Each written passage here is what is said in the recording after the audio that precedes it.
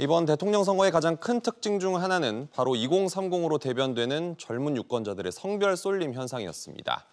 또 고령 유권자들의 경우 윤 당선인에 대한 지지가 압도적이었는데요.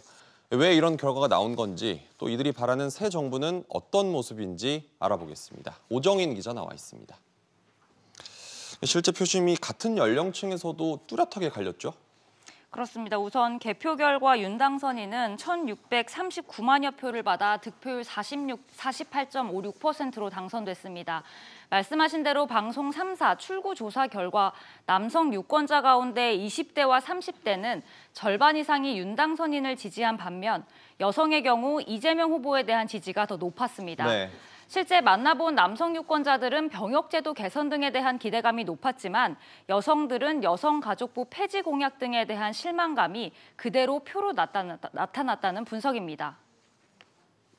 젠더 갈등이 좀 심화되고 있는데 이재명 후보는 좀 그런 부분에서 많이 관심을 가지셨던 것 같긴 한데 좀 윤석열은 좀 아닌 것 같아서 저는 조금 아쉽긴 한데.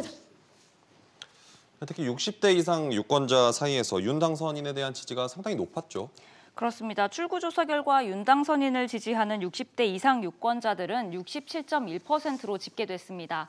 남성과 여성 모두 60%를 훌쩍 넘겼는데요. 네. 국방정책과 경제 활성화를 기대하는 의견이 많았습니다.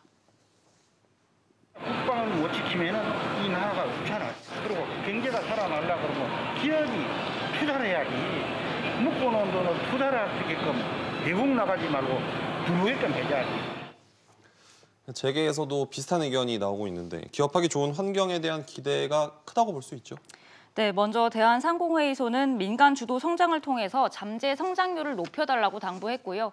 전국경제인연합회는 기업들이 마음 놓고 투자하고 또 양질의 일자리를 만들 수 있는 환경을 만들어달라는 입장을 냈습니다.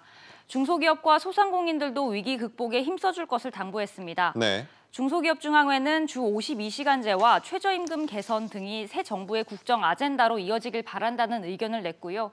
또 소상공인연합회는 손실보상과 지원안 마련을 위해 50조 원 이상 추경안 수립 등을 요구했습니다. 각계 의견이 쏟아지고 있는데 당선인이 어떻게 정리할지 지켜보도록 하겠습니다. 오 기자, 잘 들었습니다.